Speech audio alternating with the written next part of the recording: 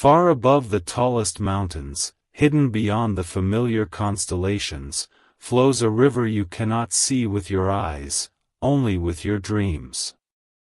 It is called the sky's secret river, a stream of silver light winding through the fabric of the night. Its waters are not made of rain, but of stardust, moonlight, and the gentle hum of the universe itself. Tonight, you are invited to drift upon this celestial current. As your eyes grow heavy, imagine stepping into a small wooden boat carved from the heart of an ancient tree. The air around you glows with soft blue light, and the water beneath reflects infinite galaxies. With each breath, the river carries you further from the noise of the waking world, deeper into the quiet truth of the night. The river knows where you need to go. Past shores lined with glowing flowers, under bridges woven from comet trails, and through valleys where time itself sleeps. Somewhere ahead, the journey will dissolve into a peaceful dream, and when you awaken, you will remember only the feeling of safety, stillness, and wonder. The first glimpse of the river. It was just after midnight when the world seemed to pause. The wind softened, the waves far below stilled, and the stars brightened as if leaning closer to listen. You stood at the edge of a quiet cliff, your breath slow and steady. Above you, the Milky Way stretched wide, but tonight, it looked different. Running through the heart of the sky was a glowing path, winding like a silver ribbon. It shimmered faintly, flowing as if it were alive. You blinked, thinking it must be your imagination, but the ribbon swirled gently, catching the light of the moon. Then you heard it, a sound softer than the whisper of waves, yet deeper than the hum of the earth. It was the sky's secret river, calling to you. Each note seemed to reach into your heart, pulling you toward its light. A warm breeze wrapped around you, and for a moment, you felt weightless. It was as if the night itself wanted to lift you from the ground and carry you upward. Somewhere deep inside, you knew, once you stepped into that current, nothing would ever be the same. The invitation of the night. The sound grew clearer, like the slow rhythm of a distant drum, yet made not by any human hands. It was the heartbeat of the sky itself. The stars seemed to sway in time with it, their gentle light pulsing as though they, too, were breathing in harmony. You stepped back from the cliff and glanced behind you. The world you knew, trees, hills, the familiar dark, felt small now, as if it belonged to a different lifetime. Ahead, the glowing river bent and curved across the heavens, beckoning with an irresistible pull. A faint mist rose from the ground at your feet, spiraling upward toward the night. It carried the scent of rain on dry soil, mixed with something else, something sweet, like flowers that bloom only when no one is watching. In the mist, shapes began to form, outlines of wings, lanterns, and pathways leading toward the sky. And then came the voice. It wasn't loud. In fact, it was barely more than a thought brushing against your mind. Come. Just one word, yet it carried the warmth of 1,000 sunsets and the depth of 1,000,000 oceans. You felt your heart slow, your shoulders loosen, and your eyelids grow heavier, as if the night was gently removing the weight you had carried all day. A narrow staircase of starlight appeared in front of you, each step glowing faintly under your feet. It led upward, not into the air, but into something far more delicate, the space between reality and dreams. With one deep breath, you placed your foot on the first step. Walking the stairs of starlight. The moment your foot touched the first glowing step, the air around you seemed to hum. It wasn't music exactly, more like the echo of a melody you had once known, perhaps in a dream, perhaps in a lifetime you no longer remembered. The step beneath you was warm, yet softer than anything solid, as though it was made from condensed moonlight. Slowly, you took another step. Each one seemed to dissolve behind you as soon as your weight left it, so that only the way forward remained. You felt no fear, only a strange, quiet certainty that wherever this path led, it was meant for you alone. The higher you climbed, the more the world below changed. The dark trees blurred into gentle shapes, the horizon curved like the edge of a great bowl, and the ocean became a sheet of glass reflecting the entire sky. The scent of the earth faded, replaced by something cool and fresh, the fragrance of clouds before they released their rain. Then, tiny sparks began drifting around you, like fireflies made of crystal.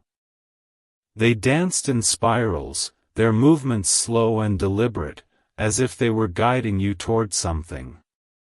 When one brushed past your cheek, you felt a tingle, like a memory trying to resurface. You remembered standing in a meadow as a child, reaching for the first snowflake of winter. And then the image faded, replaced by the present, where starlight fell around you in a gentle cascade.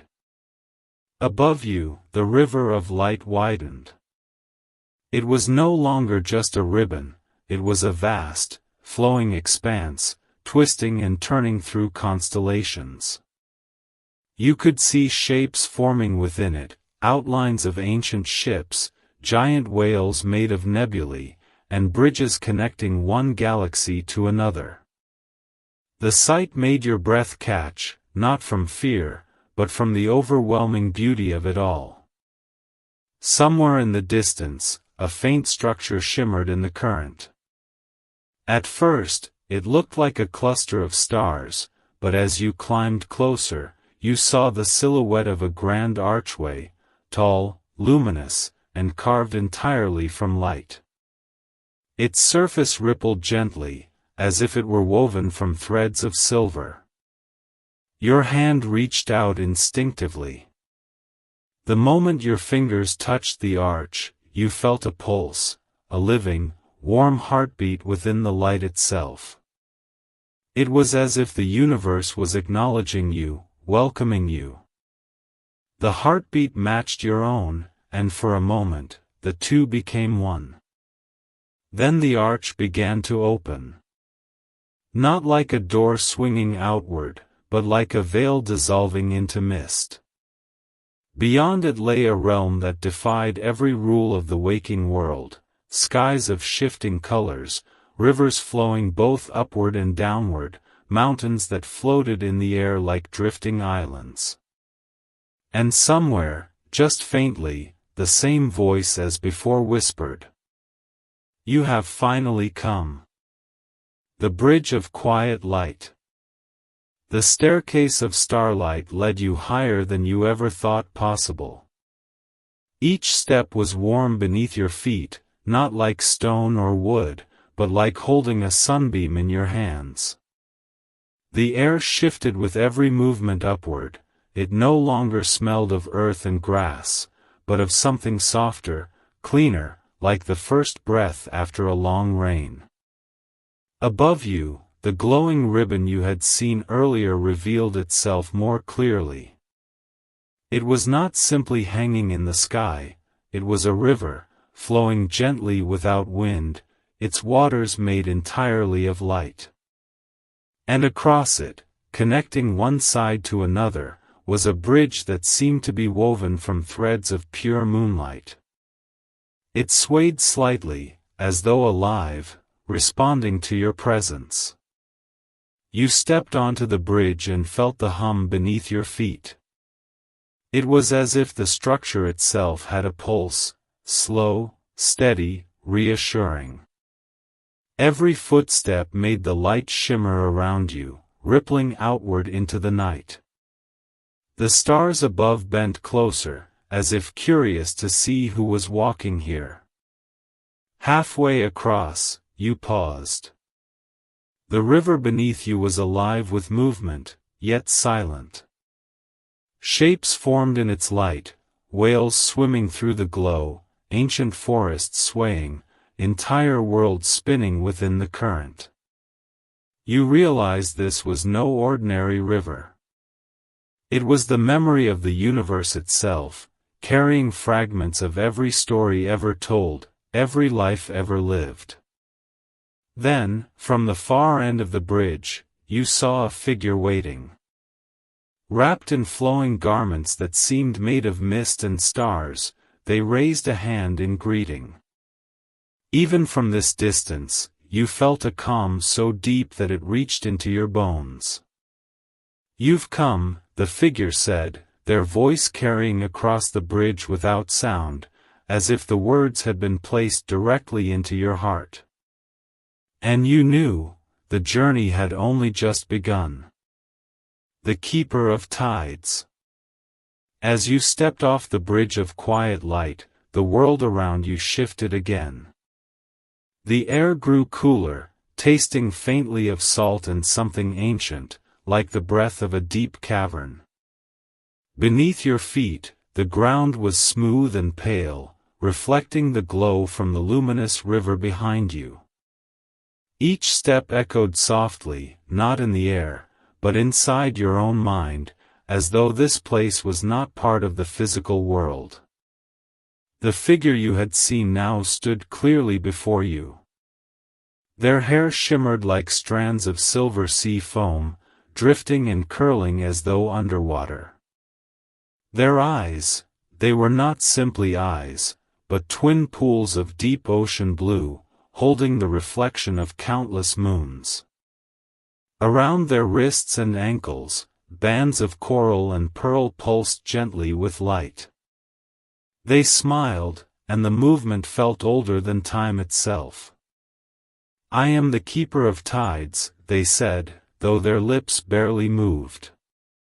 The words reached you in a way that bypassed sound entirely, settling directly into your heart. Few cross the bridge. Even fewer are ready to see what lies beyond. Behind them stretched a shore unlike any you had ever known. The waves there were made not of water but of shifting constellations. Each crest broke into sprays of stardust that hung in the air, refusing to fall. The sound they made was not a crash, but a low, endless hum, the kind that could lull an entire world into sleep. The keeper gestured toward the horizon. "This is the shore of eternal tides. Every wave here marks the turning of an age. If you listen closely, you will hear the rise and fall of forgotten worlds." You closed your eyes and listened. It was true. Within the rhythm of the tides, you heard cities being born and fading into dust. You heard laughter from lives long gone, the flutter of wings that would never take flight again, the deep sigh of mountains as they crumbled back into the earth. And within it all, there was peace, not the peace of stillness, but the peace of knowing that everything had its place in the great turning. The keeper leaned closer, their voice softer now. "Beyond this shore is the path of stars. But the way is hidden, and only revealed to those who understand the tide's song. Do you wish to hear it?" The choice lingered in the air, heavy yet gentle. The stardust waves seemed to pause, waiting for your answer. The song beneath the waves. You nodded without hesitation. The keeper's expression softened, as if they had been waiting for this answer far longer than you could comprehend.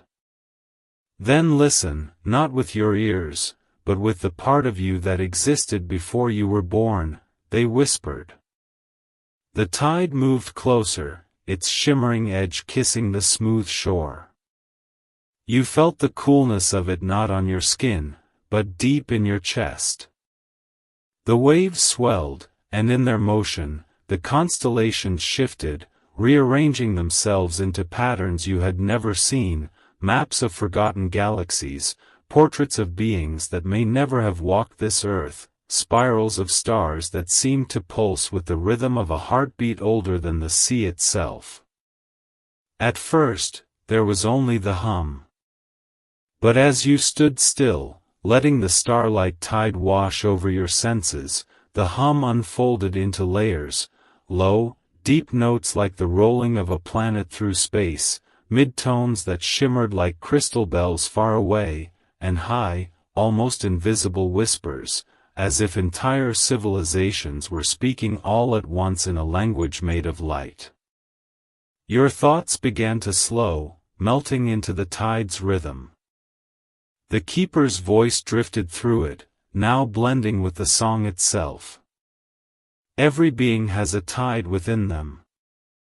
A rise, a fall.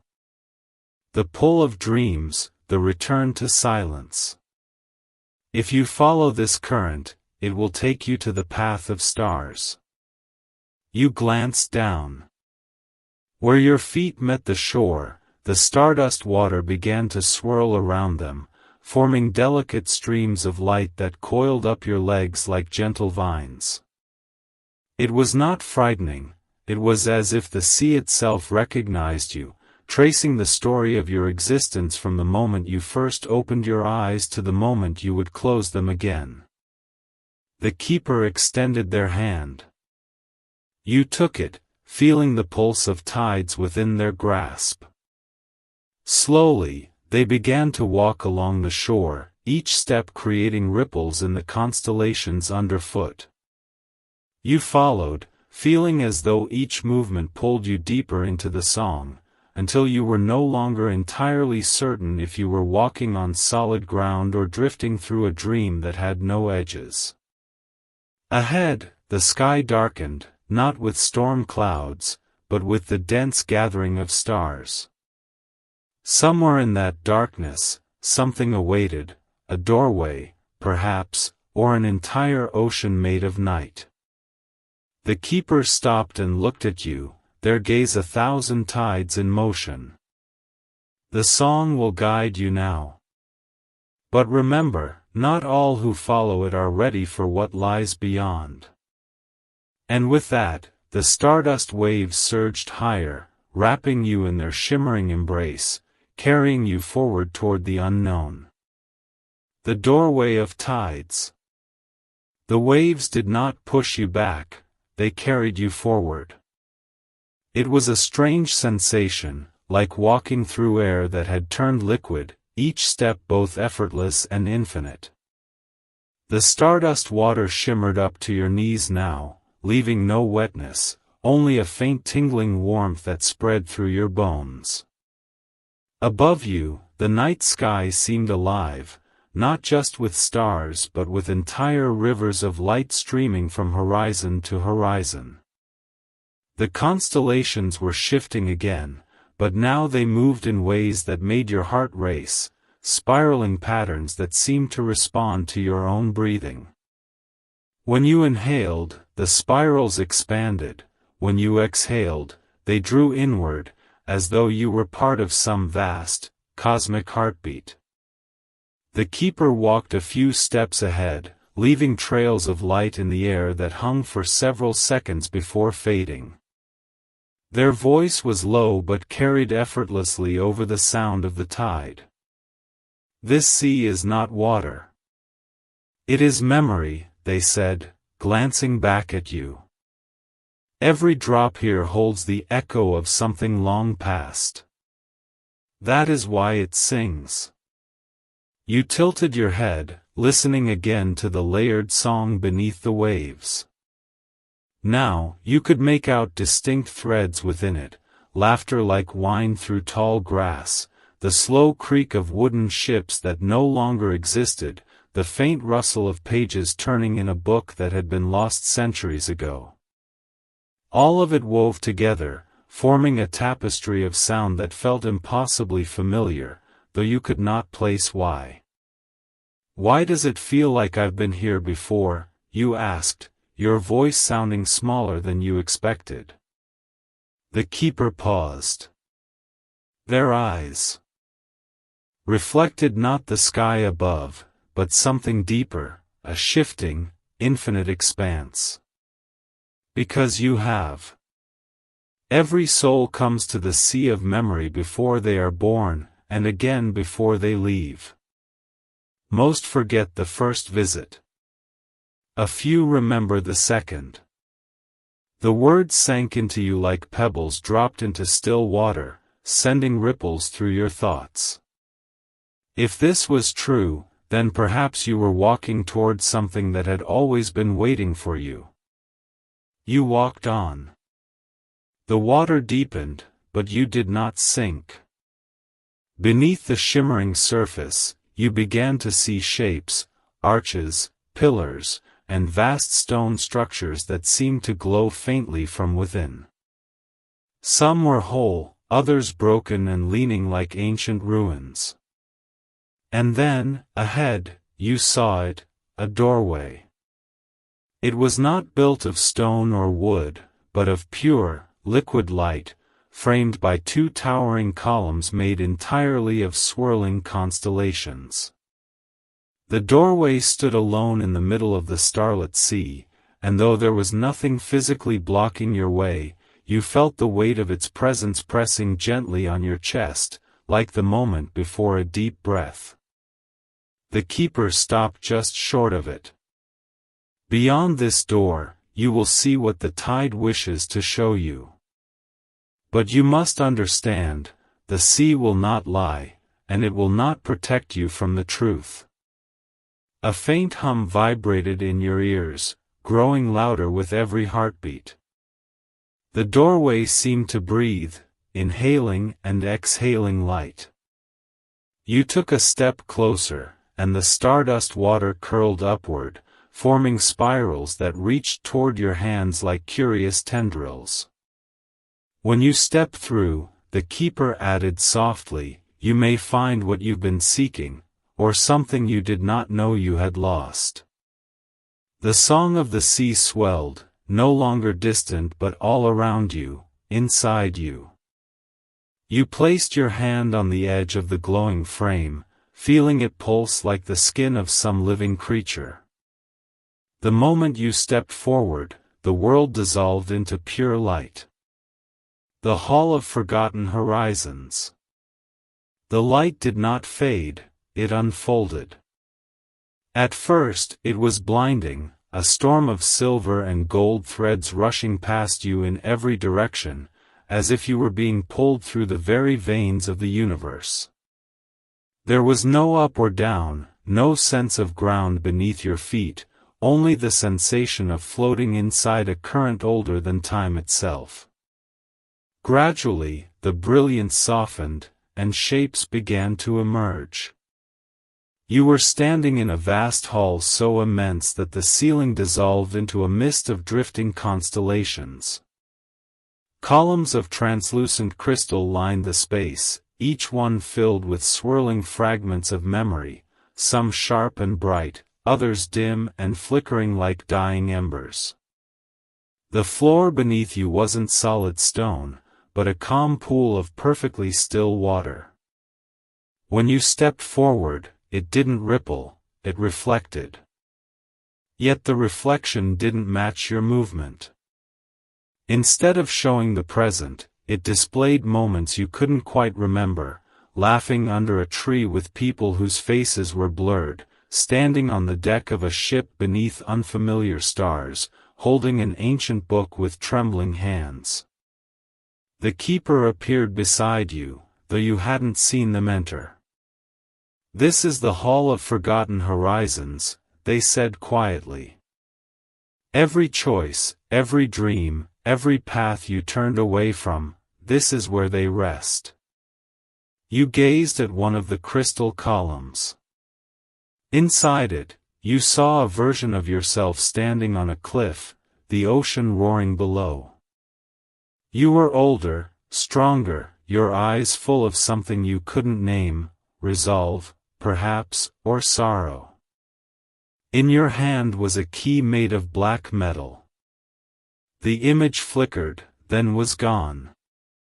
"Why am I seeing this?" you asked. "Because the tide wants you to remember," the keeper replied. "The door you passed through does not show what is, it shows what was meant to be."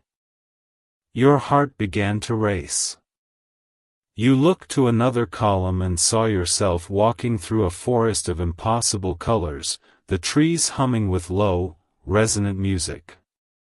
You reached out in the vision, touching one of the glowing trunks, only for the scene to vanish again before your fingers could connect. The further you walked into the hall, the more intense the visions became. In one, you stood at the center of a city made of glass, the sky above split into ribbons of green and violet. In another, you knelt beside someone you knew you loved, though their features were lost to shadow. It was overwhelming, this flood of unlived lives.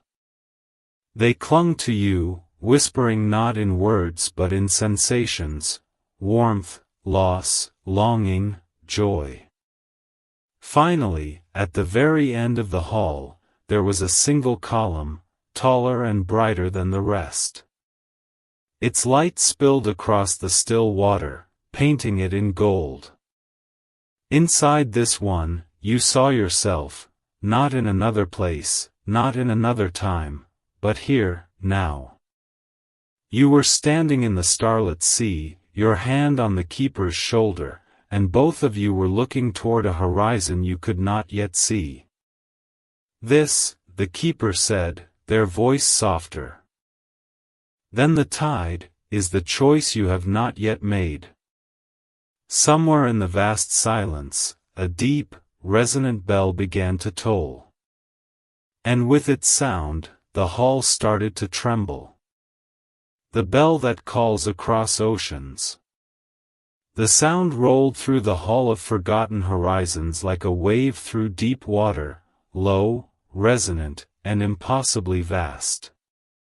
It wasn't just heard, it was felt, thrumming in your chest, vibrating through the floor of still water beneath your feet. The keeper's head turned sharply toward the unseen horizon beyond the final column.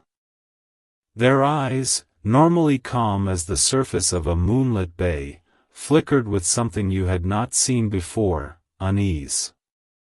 "It's too soon," they whispered, almost to themselves. The bell tolled again, deeper this time, and the crystal columns shuddered. Some of the visions inside them blurred, distorting as if submerged in turbulent water.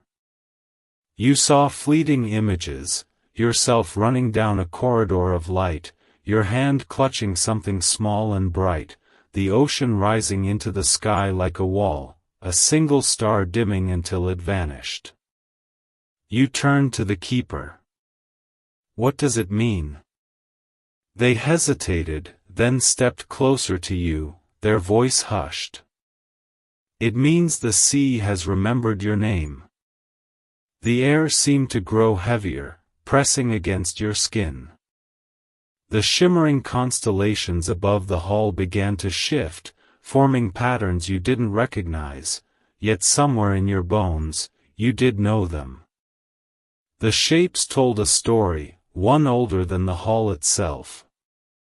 A story of a promise made between the stars and the sea, and the price for breaking it. The third toll of the bell was the loudest yet. This time, the water beneath you rippled, just once, but in that ripple you saw an image far clearer than any in the crystal columns.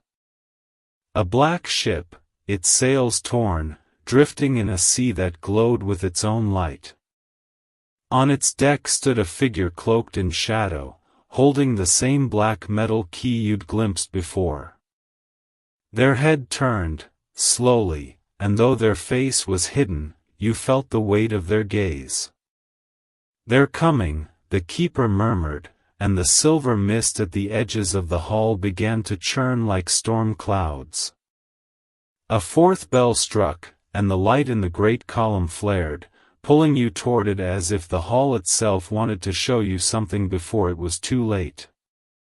Your hand rose involuntarily, fingers almost touching the crystal. And then, the water under your feet shattered. You fell, not into darkness, but into an ocean made of stars.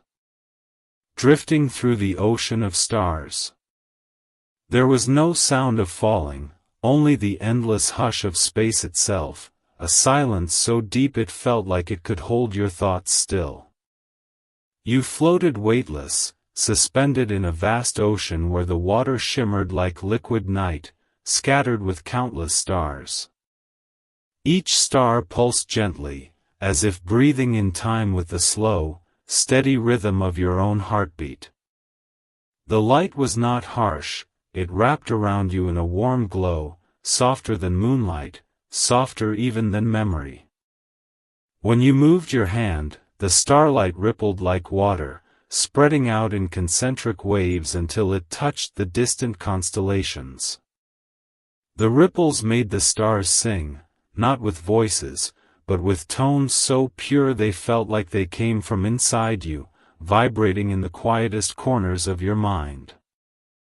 You drifted deeper, letting the current of starlight carry you. Shapes began to form in the glow, a silver whale gliding past with constellations mapped across its back, a school of luminous fish darting around you, leaving trails of light like shooting stars, and, far above, the faint outline of a city that seemed to be made of moonbeams. The water, or whatever this strange cosmic sea was, held no chill, no weight. It felt like being wrapped in the comfort of a dream you never wanted to wake from. Somewhere, far in the distance, the bell tolled again. This time, it was not alarming. It was an invitation, calling you gently onward. You let the current turn you, guiding you toward the sound. The stars around you began to align, forming a pathway of light stretching endlessly ahead. And as you followed, you realized, the path wasn't leading through the ocean. It was leading up, toward a place where sea and sky became one. Where the sea meets the sky.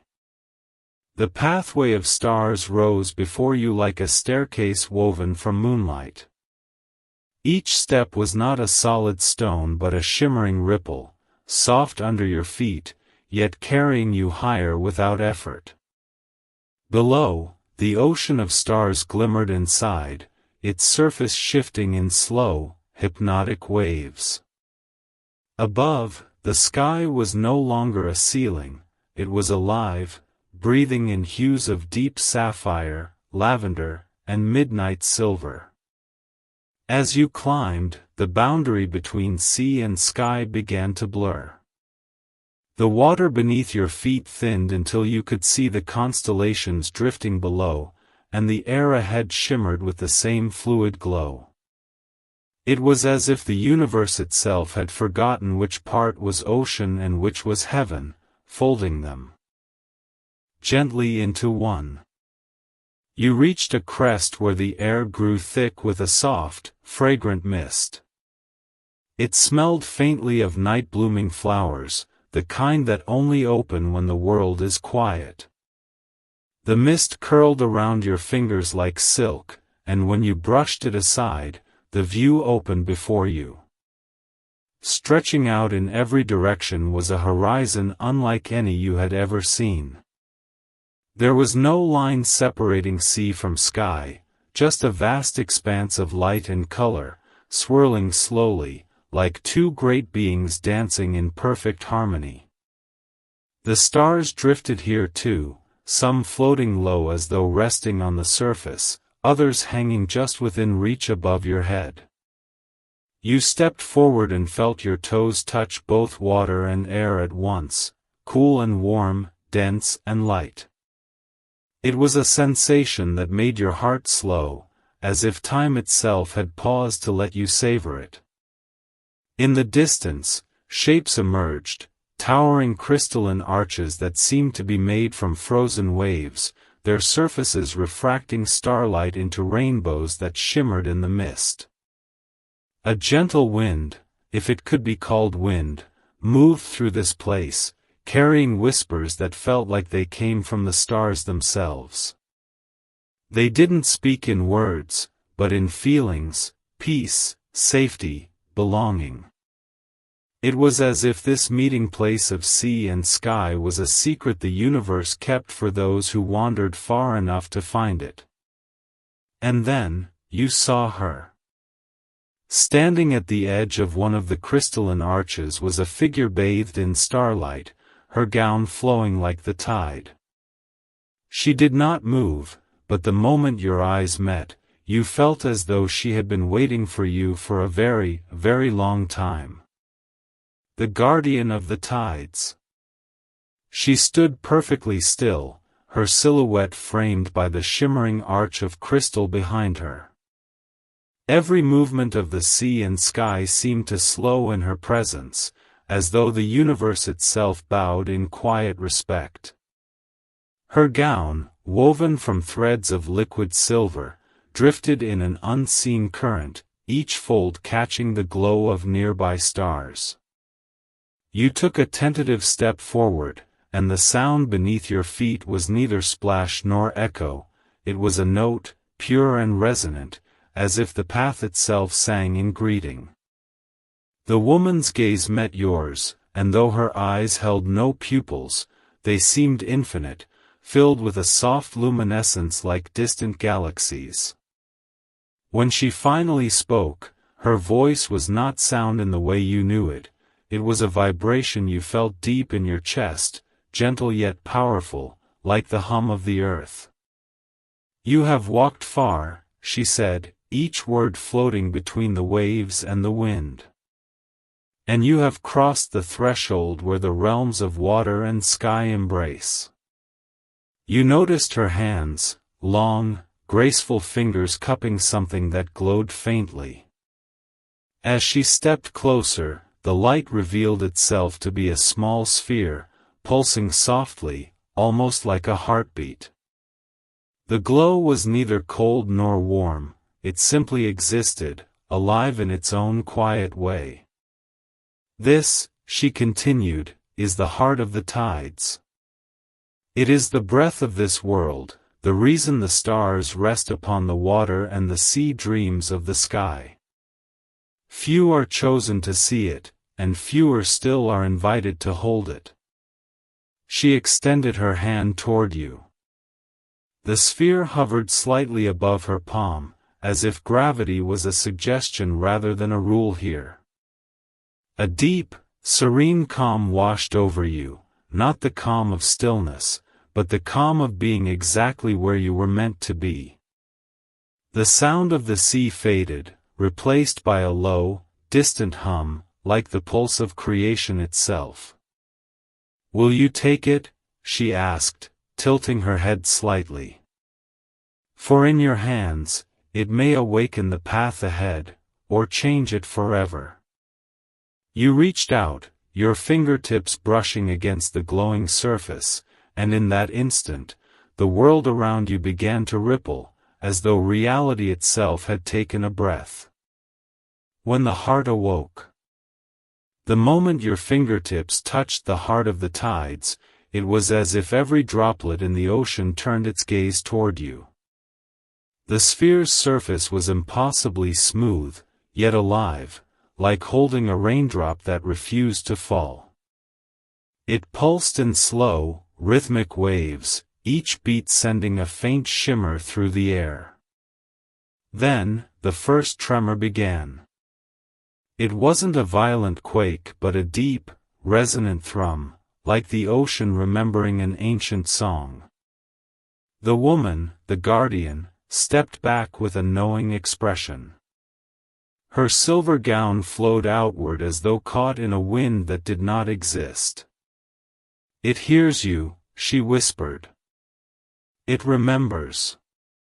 Before your eyes, the sphere brightened, shifting from pale silver to an opalescent glow, colors spilling across its surface like sunrise reflected on calm water.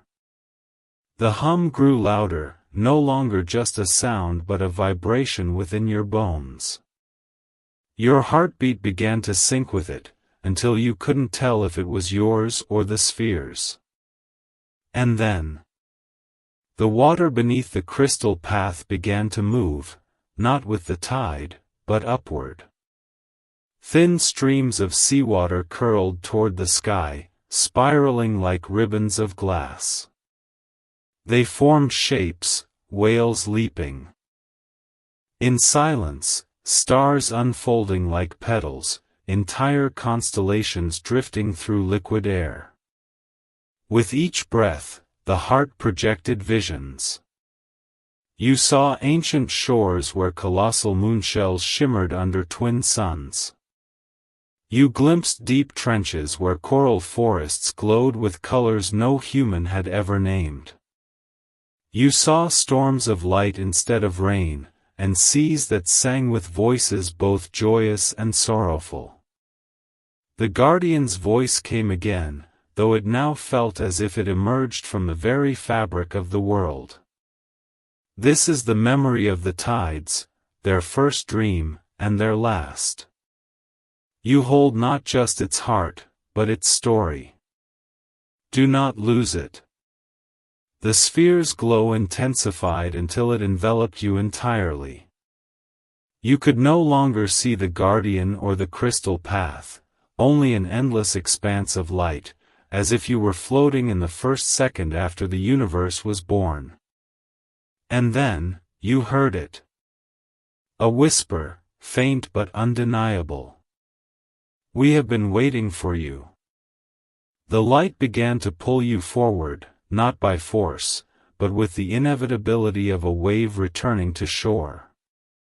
You realized that wherever you were going next, it would not be a place you could easily return from. The city above the tides. The light surrounding you softened, shifting from blinding brilliance to a shimmering haze, as if you were waking from a dream only to find another dream waiting. The ocean, once beneath your feet, now stretched endlessly below like a vast sapphire mirror. And floating far above it, suspended in the very air, was a city unlike anything human hands had ever built. Its towers curved like seashell spirals, their surfaces glistening with a pearly sheen. Bridges arched between them in graceful sweeps, woven from strands of silver light. The entire city shimmered faintly, as though it were made from water held in shape by some ancient magic. Beneath its transparent streets, schools of luminous fish swam lazily through liquid avenues, their glowing fins tracing ribbons of blue and gold. You realized with awe that the city was alive. The buildings pulsed faintly, the way coral breathes with the tide.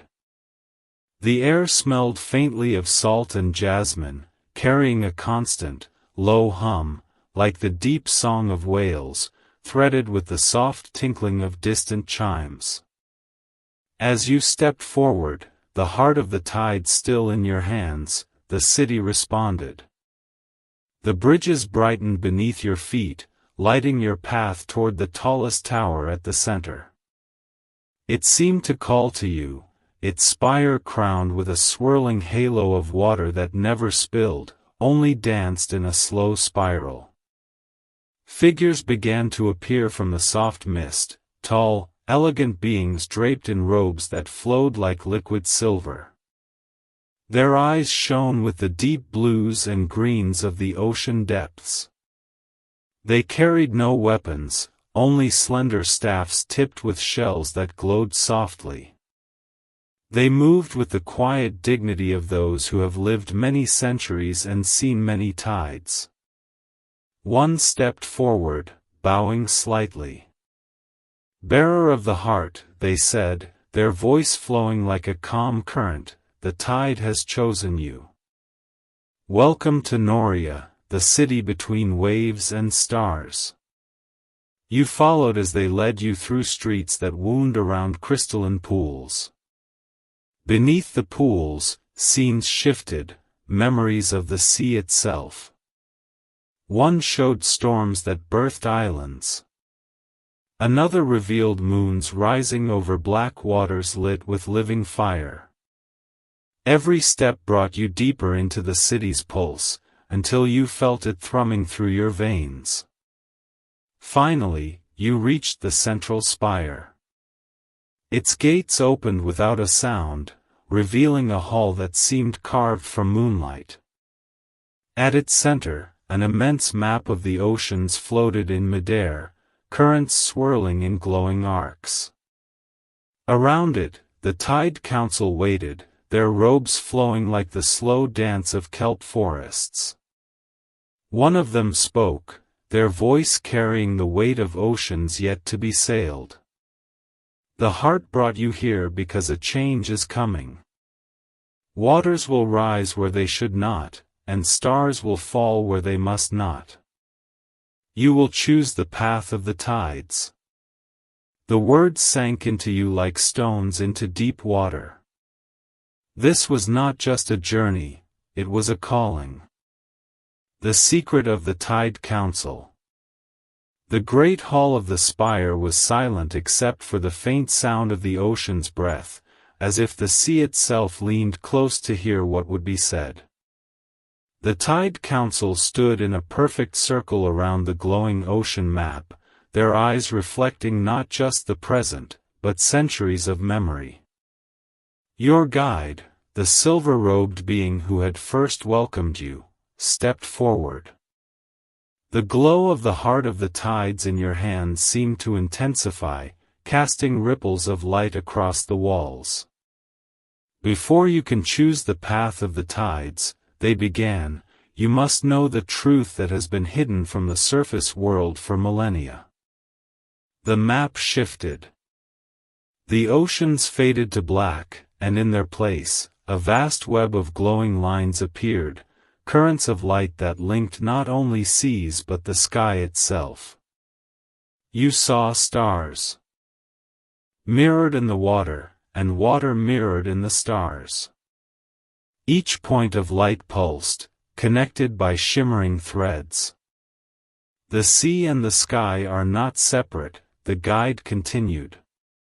"They are one great tide, flowing endlessly between worlds. When the moon pulls the water, it also stirs the stars. And when a star falls, it changes the heartbeat of the ocean." They gestured toward one point on the map, a glowing star pulsing faintly. "This is the star of Kelowna. Its fall has already begun. When it touches the ocean, the tides will rise higher than ever known. Lands will sink, islands will vanish, and the deep will claim what was once the shore." But they stepped closer to you, their gaze locking with yours. "If the heart of the tides is placed where the four great currents meet, the stars' fall can be guided. The waters will not destroy, they will renew. Coral forests will bloom where there is only sand. Shores will rise higher and stronger. And the bond between sky and sea will be restored." You felt the weight of their words settle in your chest. This was no mere journey to explore beautiful places, this was a quest that would decide the fate of both ocean and starlight. One of the other council members, a tall figure with hair like flowing kelp, spoke in a voice deep as a whale's song. "But know this, many will try to take the heart from you. Those who see only power in its light. Some dwell in the deepest trenches, older than storms. Others sail the winds between worlds. To succeed, you must walk the path of stillness, for the heart responds not to strength, but to peace. The glowing map faded, replaced once more by the swirling image of the living ocean. Your journey begins at first light, the guide said. From here, you will sail to the edge of currents, where the waters choose their direction for the entire world. As the council bowed in unison, the great gates opened again, revealing the city bathed in silver moonlight. You stepped out, the heart warm in your hands, and felt the weight of both sea and sky on your shoulders. This was no longer just a voyage. This was destiny, and destiny was calling. The edge of currents. The next morning, the horizon was washed in pale gold, the kind of light that feels older than the world itself. The city still slumbered under its shimmering domes, but you were already awake, standing at the harbor's edge where crystal bridges arched over slow-moving canals.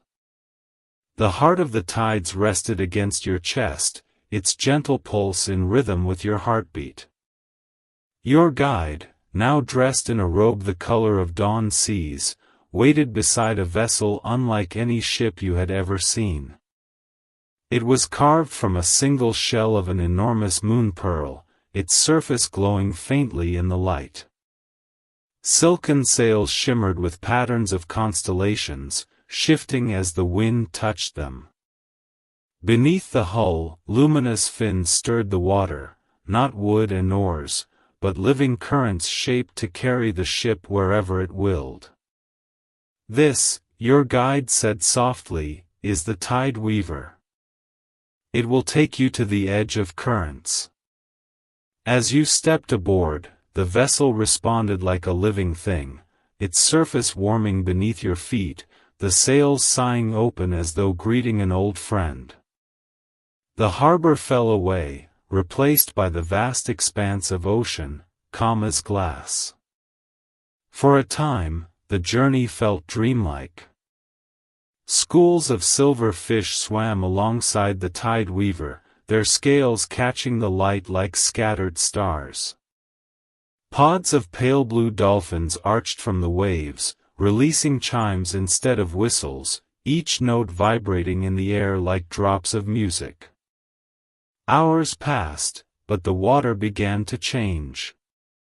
The color deepened from sapphire to a shifting green-black, and the air carried a hum, faint at first, then growing, like the sound of an enormous heartbeat beneath the waves. Your guide came to stand beside you. We are nearing the place where all waters decide their path. Ahead, the horizon fractured. The sea no longer moved as one endless surface. Instead, you saw vast rivers within the ocean itself, bands of water, each flowing in a different direction, some toward faraway poles, others toward equatorial warmth. They were separated not by land, but by invisible walls of energy, as if the sea had drawn its own lines. In the center of it all stood a colossal pillar of water, spiraling upward into the clouds. Lightning danced within it, though the air was silent. Around its base, the currents tangled and unwound, creating whirlpools that spun without end. That is the heart's first trial, your guide whispered. To pass through the spiraling column without being turned back. The edge of currents will test whether you move with the flow of the world, or against it. As the tide weaver drew nearer, you could feel the pull of the currents tugging at the ship from every side. The sails rippled with the strain, and the vessel groaned as though resisting an unseen force. You tightened your grip on the heart of the tides. It pulsed faster now, as if it knew where you were. And deep inside, you felt a strange certainty, this was only the beginning. The column of water loomed ahead, so tall it seemed to pierce the sky. And somewhere within its spinning embrace, you sensed a doorway waiting for you to find it. The spiral gate. The tideweaver's bow cut through the churning waters, and the great spiral rose before you like a living mountain. From up close, it was even more overwhelming. The walls of water curved upward and inward, twisting into the clouds, their surfaces flashing with streaks of lightning and sudden, glowing shapes that looked almost like faces peering out from within. The hum in the air deepened, sinking into your bones. The heart of the tides pressed against your chest, warm and insistent, almost urging you forward. Your guide, hands steady on the living tiller, spoke in a tone barely louder than the water's roar. Inside the spiral gate, you must find the true current. Without it, you will be lost in the maze forever. You leaned over the side of the ship. The waters here didn't behave like ordinary waves, they rose in smooth, vertical walls, flowing in opposite directions at the same time. Threads of pure light wound through them like veins, each a possible path, but some ended in whirlpools that spun down into blackness. Others shot upward into impossible heights, vanishing into mist. The tideweaver entered the spiral. Immediately, the world changed. The sound of the ocean became muffled, replaced by a deep, resonant hum, as if you had stepped inside a giant seashell. Strange bioluminescent creatures swam past the transparent walls, their long, ribbon-like bodies twisting in unison with the spiral's turn. You reached out instinctively, and the heart of the tides reacted. From its center, faint streams of light extended, touching the walls of water. Wherever the light met a thread in the current, that thread flared brightly. Some glowed a warm gold, others a cold blue. Your guide's voice broke the silence. Choose the golden path, and you will move forward. Choose the wrong one. The ship suddenly lurched, as if struck by an invisible force. A massive shadow swam into view ahead, its outline so large it seemed to fill the tunnel. The light within the spiral shifted, revealing a creature with eyes like glowing moons, its body half fish, half storm cloud. The guardian of the spiral. Its voice wasn't heard, it was felt, deep in your chest. Bearer of the heart, prove you can move with the sea's will, or be cast into the depths. The tideweaver slowed to a halt. Before you, 3 golden threads of current shimmered, each leading in a different direction. Somewhere in this watery maze lay the way forward, but the wrong choice could mean being trapped in the spiral forever. The guardian's gaze burned into you, waiting. The spiral walls spun slowly, as though impatient. You tightened your hand over the heart and took a deep breath. The test had begun. The test of currents. The guardian's gaze was as heavy as the ocean's weight itself. It loomed ahead, its vast, shimmering form barely distinguishable from the swirling water around it. The spiral's walls pulsed with light, like a great heartbeat in sync with your own. Somewhere deep within, you could feel the heart of the tides responding, its warmth intensifying as if sensing both danger and destiny.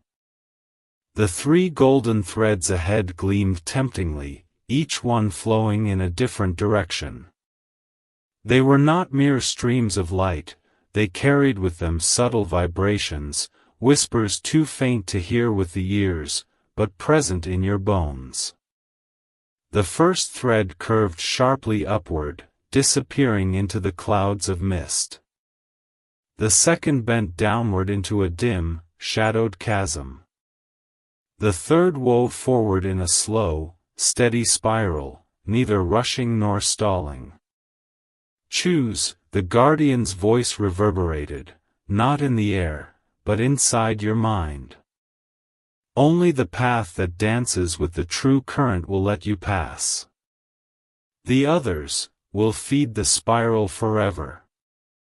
Your guide said nothing, but you noticed their hands had left the tiller entirely. This was your choice alone. You closed your eyes. The tideweaver's deck creaked beneath your feet, and the sound of the water filled your ears. At first, all you heard was the relentless roar of the spiral's pull.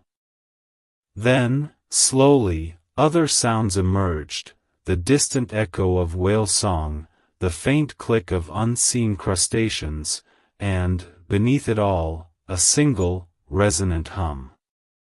The hum matched the rhythm of your heartbeat.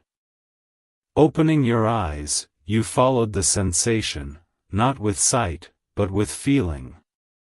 You stepped to the ship's edge, the heart of the tides glowing against your palm. Its light spilled outward into the spiral wall, where the three currents awaited your decision. The upward path flickered brighter, almost demanding attention, but its vibration felt restless, like a bird trapped in a cage.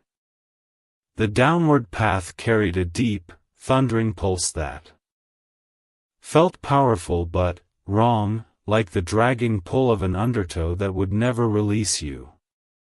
Only the third path, the steady spiral, felt alive in a way the others didn't. Its pulse was gentle but unyielding, patient yet unstoppable. It reminded you of the ocean's eternal tides, never hurried, never late, always returning. I choose the spiral, you said softly, but the words seemed to echo endlessly. The guardian's eyes flared like twin suns. The other two currents shattered into streams of light, dissolving into the walls. The chosen thread thickened, wrapping around the ship like a protective ribbon. The hum in the water deepened, and for a moment, you felt as if the spiral itself had paused to acknowledge your choice. The guardian dipped its massive head, the gesture both approving and ancient. You have heard the sea's voice. Few can. Fewer still listen. The ribbon of light pulled the tideweaver forward. The spiral wall stretched and twisted, and suddenly, you were moving faster than any wind could push a sail.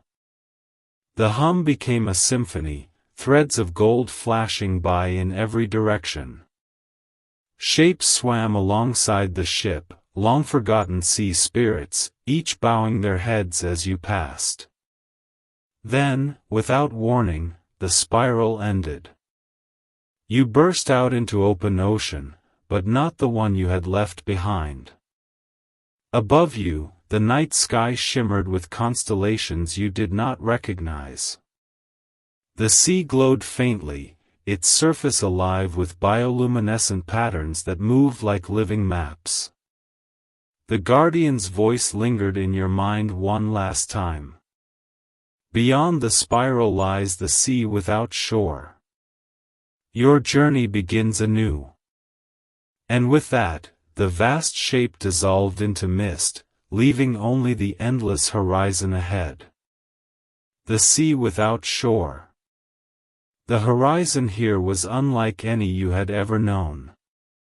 It was not a clean line where ocean met sky, it was infinite, a seamless blend of water and starlight, as though the two had melted into one. There was no edge, no hint of land in any direction. The very idea of shore felt like a forgotten word. The sea without shore breathed differently. Waves did not crash here, they flowed like molten glass, their surfaces smooth yet alive, carrying ripples of soft, luminous colors, emerald, violet, silver, that shifted with the rhythm of some unseen force. Each crest glimmered with delicate strands of bioluminescence, forming shapes and patterns that seemed almost deliberate, like symbols from a language older than time. Above, the constellations moved. Not in the slow crawl of the familiar night sky, but in graceful arcs and spirals, rearranging themselves as if speaking to one another in light. Some stars glowed in hues no human eye should be able to see, yet you perceived them clearly, colors that seemed to echo in your mind more than in your vision. A breeze whispered across the deck, but it carried no scent of salt. Instead, it smelled faintly of petrichor and wildflowers, as though this place borrowed fragrances from worlds far away.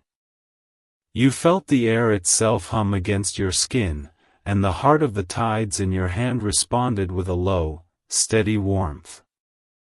Your guide's eyes were wide, reflecting the strange light of the sea.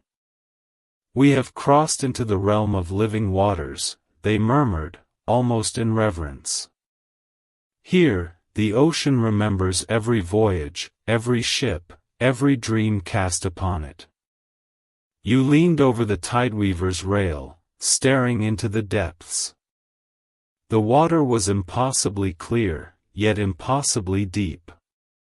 At first, you saw nothing, just endless darkness below.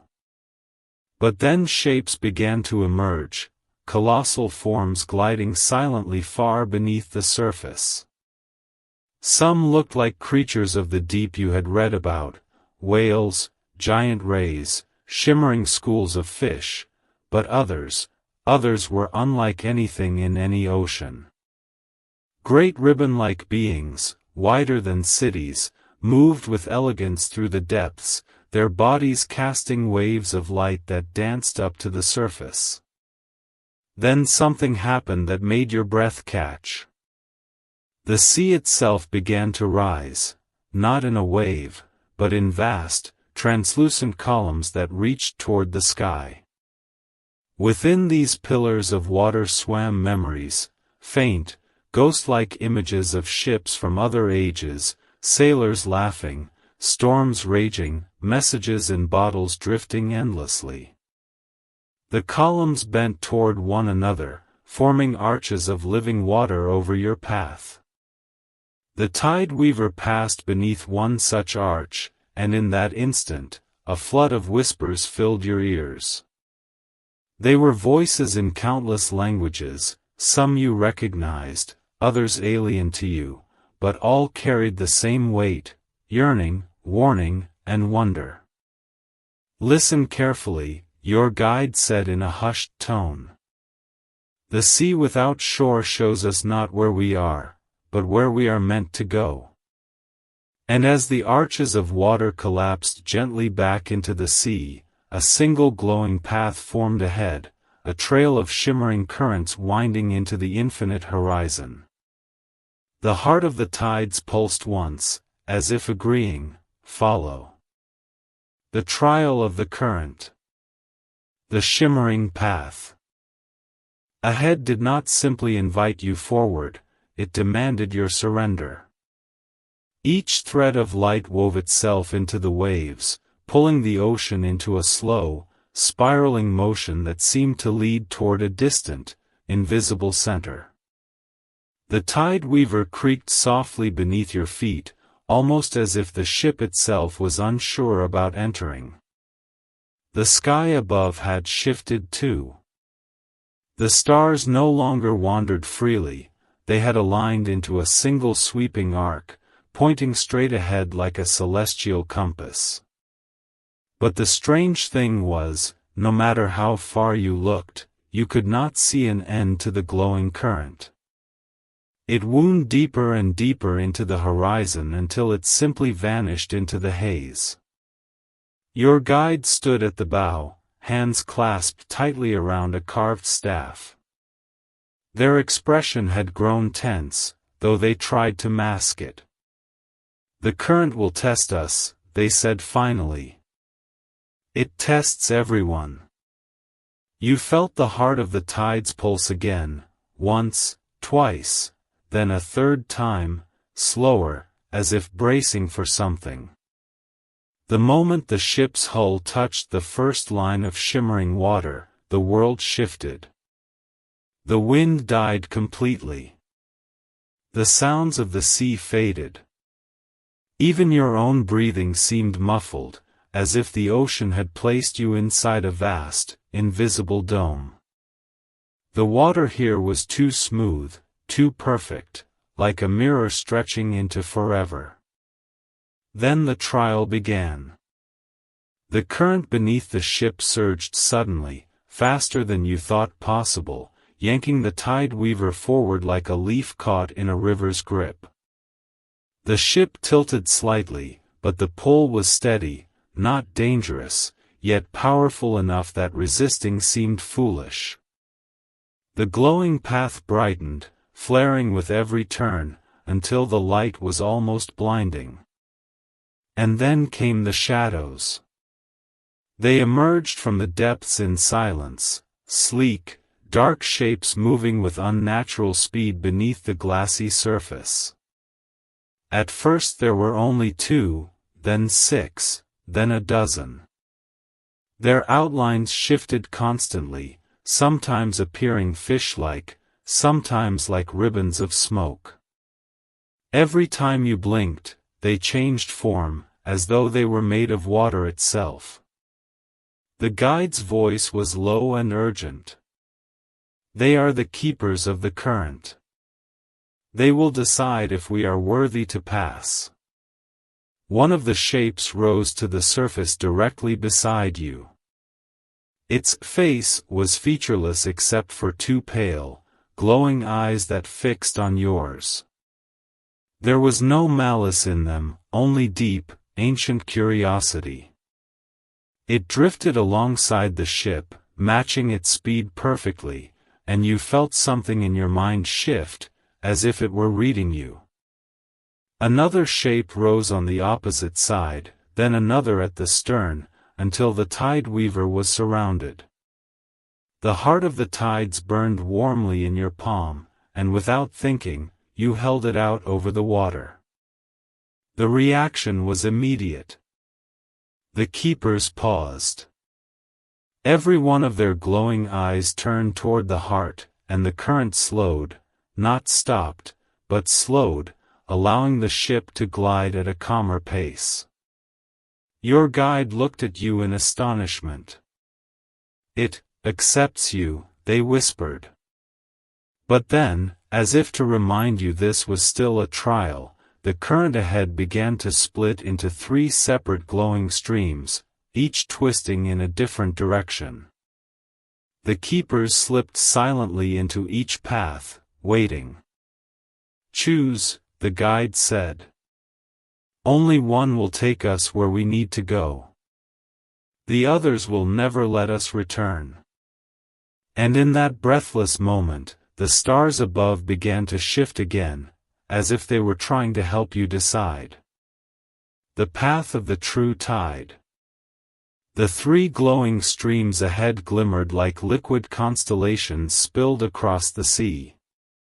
Each one had its own rhythm, one pulsed softly, as though breathing, another flickered like lightning trapped underwater, the third glowed steady, unwavering, almost defiant. The keepers of the current waited silently within each path, their glowing eyes fixed on you. The ocean itself felt suspended in time. Not a wave stirred. Not a breath of wind touched your face. The choice was yours, and the weight of it pressed into your chest. The guide's voice was steady, but you could hear the undercurrent of fear. "Remember, only one is the true tide. The others, they'll close around us forever." You tightened your grip on the heart of the tides. It had grown warmer, almost alive in your palm, its pulse syncing with your own heartbeat. Then you noticed something. The stars above weren't simply moving, they were aligning. Slowly, they curved into a spiral that mirrored the glowing currents below. But in that cosmic spiral, one stream's reflection was missing, as if the stars refused to touch it. Your choice became clear. You pointed toward the path with the breathing pulse, the one whose light expanded and contracted like a living thing. The guide gave a single nod, and with a push of the rudder, the tide weaver drifted into it. At first, nothing happened. The current was gentle, its glow steady, wrapping around the hull like a welcoming embrace. The keepers moved with you, weaving alongside. The ship, their shapes clearer now, sleek, elongated beings with bodies that shimmered between silver and shadow. One by one, they drew closer, until they swam directly beneath the tide weaver, lifting it slightly as though carrying you forward. Then, as you passed deeper into the current, the true test revealed itself. The water ahead darkened, not from nightfall, but from something rising beneath the surface. A massive, spiraling vortex formed, its center glowing faintly. Instead of pulling you down, it seemed to invite you in. The keepers swam ahead, slipping into the spiral's heart without hesitation. Your guide's voice was almost a whisper. No one sails this far unless the ocean wills it. Hold on. The moment the tide weaver touched the edge of the vortex, everything inverted. The stars above swirled downward. The horizon folded in on itself. You weren't falling, you were sliding, the ship gliding down the spiral as if gravity had been rewritten. Through the spinning glow, you saw glimpses, shapes that looked like towering coral spires reaching into open air, colossal sea creatures drifting in slow motion, and a vast gate of shimmering light waiting at the vortex's center. As you neared it, the heart of the tides in your hand began to sing, not in sound, but in pure vibration, matching the rhythm of the current itself. The gate's surface rippled, as though it recognized you, and you realized. This was not just a passage. It was an invitation. The city beneath all tides. The tide weaver slipped through the vortex's gate with the grace of a feather drifting into still water. For a brief moment, everything around you turned to silver light, so bright and soft it felt like being wrapped in the heart of a dream. When the glow faded, you gasped. Before you stretched a city so vast it made even the great oceans feel small. Coral towers rose in spirals toward the surface, their tips crowned with glowing shells that pulsed like lanterns. Bridges of woven kelp stretched between them, lined with soft threads of living light. Schools of luminous fish darted through archways, their movements creating shifting patterns across the coral walls, like living murals. This was not ruin, nor relic. This was alive. The water here was warm and clear, carrying the faint scent of salt mingled with something sweet, like blossoms hidden deep beneath the sea. The keepers who had guided you swam ahead, their silvered forms reflecting the city's lights. They moved with purpose, leading you through a wide channel that opened into a central plaza the size of a continent's harbor. In its center rose a colossal structure, a dome made entirely of pearlescent shells, each the size of a ship's sail. It shimmered in hues that shifted with every heartbeat, deep sapphire, pale jade, molten gold. Inside, you could see shapes moving, tall, graceful figures that glowed faintly, as though lit from within. Your guide's voice trembled in awe. This is Lumerus. The heart of the ocean's memory. As you drifted closer, you realized the entire city was built to breathe. The coral towers pulsed faintly, drawing in water, then releasing it again in a perfect rhythm, as if the city itself were alive and aware of you. Every surface hummed with energy, low, resonant, almost like a song too deep for human ears. The keepers guided the tide weaver to the plaza's edge. There, dozens of luminous beings emerged from the dome, their robes flowing like sea foam. One stepped forward, taller than the rest, wearing a crown shaped like a breaking wave. They raised their hands in welcome. And though no words were spoken aloud, you heard their voice clearly in your mind. Bearer of the heart, you have come at last. The heart of the tides in your hand glowed so brightly now that you had to squint. The city seemed to lean in toward you, its lights intensifying as if the entire place were holding its breath. Somewhere deep inside, you knew, this was only the beginning. The ocean's first memory. The crowned figure glided forward, their presence both serene and overwhelming, as though the very weight of the tides had taken form.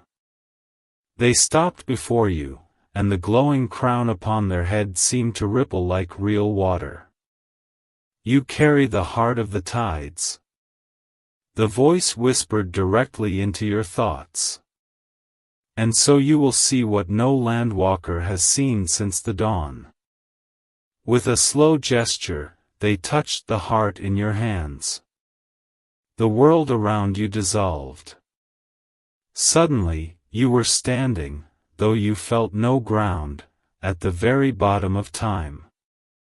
The sea here was not the blue you knew, but a luminous green, and the water was warmer, richer, as though it carried the breath of creation itself. Towering kelp forests swayed gently, each frond longer than a ship's mast. Creatures the size of mountains drifted overhead, massive, gentle beings with eyes that burned like suns in the depths. A voice, ancient, vast, seeped through the water. In the beginning, the ocean was not silent. You saw it now, before there were continents, before rivers had names, the sea sang. Not with words, but with vibrations that made the very water dance. From that song, life bloomed, glowing plankton, shells of pearl, coral that reached for the light above. The city you had seen, Lumerous, was born of that first music, shaped by hands that were neither fully human nor wholly other. But then, the vision shifted. The song fractured. A shadow moved through the waters, something so large, so formless, it seemed made of the ocean's own darkness.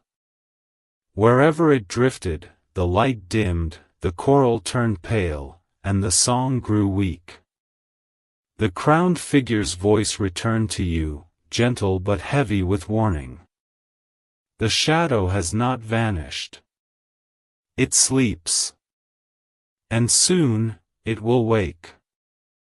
The vision faded, and you were back in the great plaza of Lumerous. Around you, the luminous beings watched silently, their eyes reflecting the same ancient sorrow you now felt in your bones.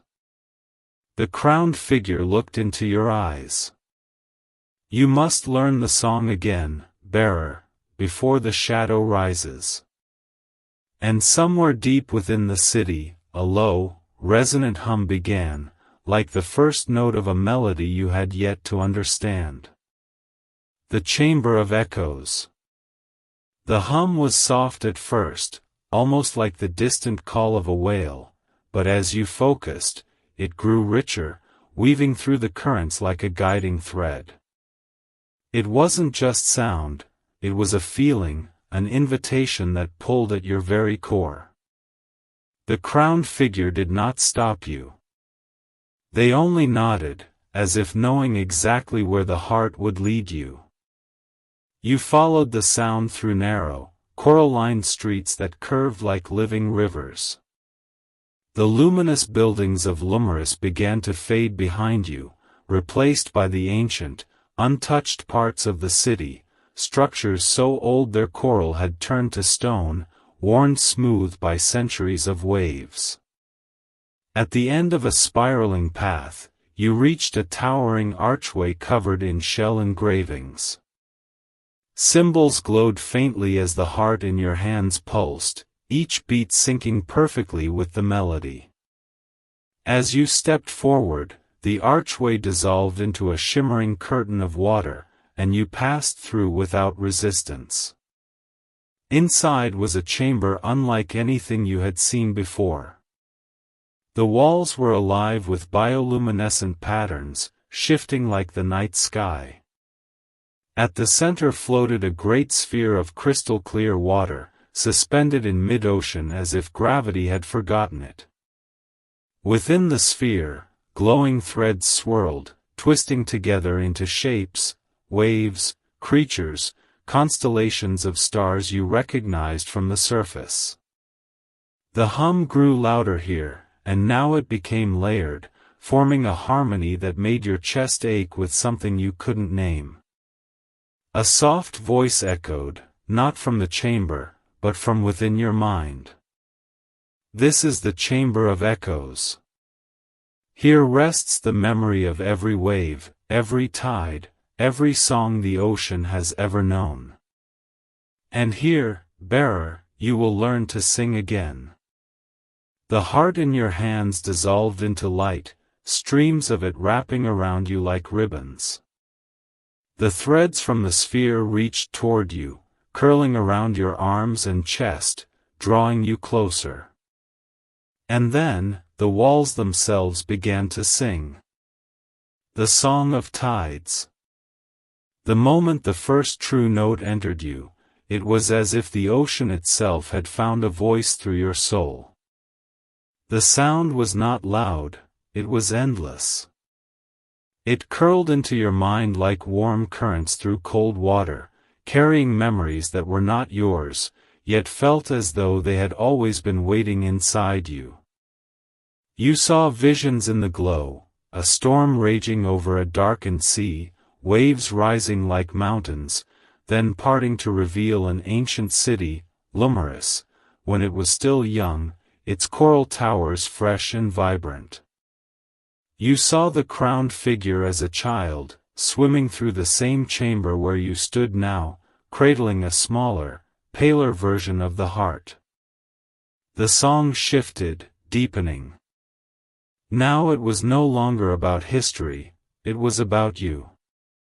The threads of light wrapped tighter, pulsing with the rhythm of your heartbeat, and every pulse seemed to wash away something heavy, fear, doubt, exhaustion, until you felt almost weightless.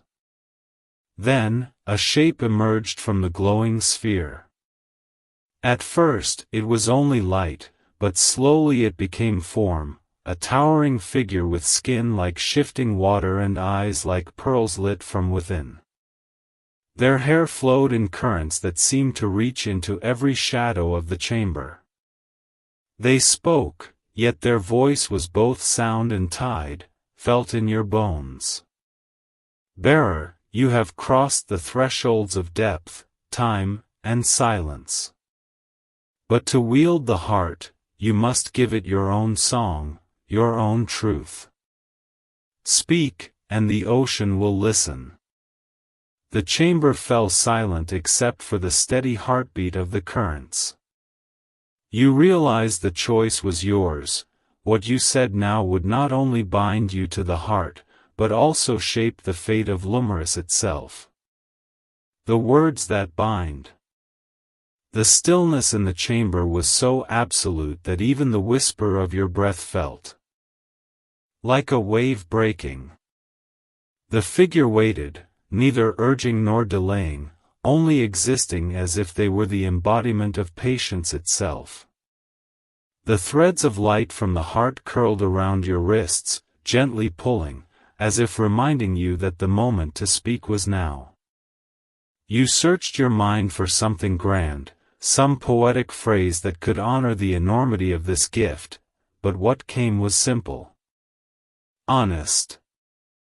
"I will guard the balance between sea and sky," you said quietly, your voice trembling at first but gaining strength.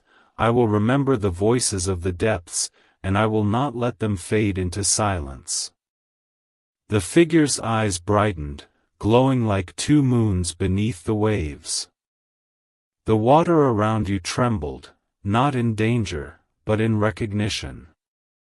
The heart pulsed once, then again, syncing with your heartbeat until you could no longer tell where its rhythm ended and yours began. Then, the threads of light surged into your chest, not painfully, but with such force that you gasped. The ocean's song was no longer around you, it was inside you. Every current, every tide, every faint hum of life beneath the waves was now a part of you. The figure raised their hand, and the chamber's walls began to shimmer, fading into a vast, endless blue. You were standing not in stone, but in open water, surrounded by creatures of light that swam in intricate spirals. It was as if the heart had placed you in the center of the ocean's dream. The figure's voice came one last time, softer now, almost distant. "Then, bearer, the sea is yours to protect, and yours to hear." The vision dissolved, and you found yourself back in the coral chamber, the heart floating calmly before you, its glow now mirroring the light in your own eyes. Storm beneath the waves. The glow of the heart was still warm in your chest when the water around you shifted. It wasn't a gentle current this time, it was sharp, sudden, and deliberate. The fish that had been spiraling gracefully moments before darted away, disappearing into the shadows of the reef. Something was coming. From the edge of the chamber, a dark ripple moved, like ink spreading through clear water. At first, you thought it was a cloud of silt disturbed by a distant tremor, but then you saw it, the shape was alive. It was massive, moving with slow, deliberate power, its form too large for you to take in all at once. Only fragments emerged from the dim light, glints of obsidian-like scales, the glimmer of eyes that reflected nothing but emptiness. The ocean around you grew heavy, pressing against your body as though the very sea wanted to push you down, keep you still. You remembered the figure's words. The balance between sea and sky is delicate. This was the imbalance. You could feel it in your bones, in the unnatural stillness between each heartbeat of the ocean. The creature's shadow passed over you, and your instincts screamed for you to flee. But the heart's light within your chest flared, burning against your fear. It whispered, not in words, but in feeling, that you must not turn away. You raised your hand, and the glow expanded, weaving threads of silver light through the water. The dark shape hesitated. Not stopped, just slowed, as though assessing you. Then, without warning, it lunged. The force of the water slammed into you like a tidal wave, spinning you through the current. You fought to stabilize yourself, anchoring to the seabed with the heart's threads. Through the blur, you caught glimpses of jagged teeth, long fins slicing through the water like blades, and an unblinking gaze that carried no mercy. The song of the ocean inside you rose, harmonizing into a powerful, urgent note. You felt it calling, not just to you, but to the sea itself. From the darkness above, dolphins, rays, and schools of silver fish surged into view, circling the creature, their movements sharp and purposeful. They weren't attacking, but guiding, driving the beast back, using the currents against it. You realized the truth. The heart hadn't made you the ocean's master, it had made you part of its chorus. And now, the chorus was singing in your defense. Still, as the shadow retreated into the abyss, you knew it wasn't gone. It had seen you. It would remember you. The abyss remembers. Long after the creature's shadow faded into the depths, the ocean felt unsettled. The gentle sway of the currents had not returned.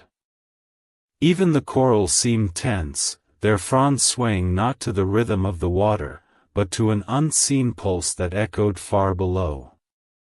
You hovered in the chamber, still clutching the warmth of the heart in your chest. It was no longer just a glow, it felt heavier now, like it carried a weight of memory, as if the ocean itself had given you a secret you weren't ready to hold. The figure appeared again, but this time, their eyes were sharper, their voice less like a song and more like a command. What you saw is not just a beast. It is the abyss remembered. You frowned at the phrase, but the figure continued before you could ask. Long before the stars and sea were divided, there was a rift, a wound torn between worlds. From it came the first shadows, born of forgotten light. They were not evil, but they were hungry, so very hungry. The ocean gave them depth to hide in, and the sky gave them silence to wait in. The vision in your mind shifted. You saw the creature again, but this time, you saw it not as an intruder, but as an ancient sentinel, a remnant of a time when the seas were wilder, untamed, ruled by no law except survival. It had no malice. Only a purpose, to reclaim what was taken from the deep. The figure's hand extended toward you, palm up. It came for the heart. You have what it seeks. The water around you cooled, as if the abyss itself had exhaled. Far below, a single echoing sound rose, low, drawn out, and impossible to tell if it was a call, or a warning. You realized with a chill. The abyss was not done with you. And somewhere in that endless black, the creature was turning back toward the light. When the deep rises, the silence broke. From far below, the darkness began to move, not in a slow, drifting way, but in a surge, as though the abyss itself had decided to rise toward you. The walls of the chamber quivered, fine dust drifting from the coral arches. The light from the heart pulsed faster, brighter, as if sensing danger before your mind could fully grasp it. You turned toward the water's depths, and that's when you saw it. Not the whole creature, never the whole creature, only fragments, a curve of plated hide catching the heart's glow, a long shadowed fin slicing upward, the faint gleam of a massive, unblinking eye. The water temperature plummeted, your breath catching despite the protective shell around you. Every instinct screamed to hide, but there was nowhere to go. The chamber was too open, too exposed. The figure's voice rang in your mind, not calm this time, but sharp and urgent. Do not run. Running makes you prey. The shadow circled, slow at first, then tighter, faster. The chamber's light dimmed under its bulk each time it passed. It was studying you, measuring the distance, the way a predator tests the edge of a trap. Then, without warning, it struck. The water erupted in a blast of force as the creature's massive head pushed into view, teeth like shards of moonlight flashing in the dark. You braced for impact, but instead, it stopped, mere inches from you. Its eye, vast and ancient, locked with yours. The world fell away. In that gaze, you saw storms older than the land, the crushing weight of the deep, and the loneliness of endless watchfulness. It did not speak, yet you understood. It had been waiting, not for you, but for the heart you carried. And now, it had found it. The water trembled around you as its mouth began to open again, this time, not to look, but to take. The claim of the abyss. The chamber was no longer a place of wonder, it had become a battlefield. The heart in your grasp throbbed like a living thing, its light spilling into the water in rapid, desperate pulses. Each beat seemed to draw the creature closer, as though it were tethered to this strange relic by an invisible chain. Its mouth opened wider, rows upon rows of jagged teeth vanishing into the shadows of its throat. The water pulled toward it in a slow, spiraling current, dragging your body with it. You braced your feet against the coral floor, but the force was relentless, the pull growing stronger with each passing second. The figure's voice sliced through the panic in your mind. It does not hunger for you. It hungers for what you carry. The heart is not a treasure, it is a promise it believes was broken. Your grip tightened around the relic. A promise? What could an ancient abyssal predator possibly want with something so small, so delicate? The water's pressure shifted suddenly, and the creature lunged, not to bite, but to push. The movement was so fast you barely saw it, only felt the shockwaves slam into you like a wall. You tumbled backward, your hand nearly losing its hold on the heart. The glow dimmed for a fraction of a second. The creature hesitated. It could take it, but it didn't. Instead, it began to circle you again, slower this time, its massive body weaving between the coral pillars. The figure appeared in your peripheral vision, her form wavering like heat through water. You cannot let it touch the heart. If it does, the deep will rise, and everything will drown. The creature's eye locked onto yours again, and a flicker of something passed through it, recognition, and rage. Your surroundings began to change. The coral shivered and curled inward, sealing exits.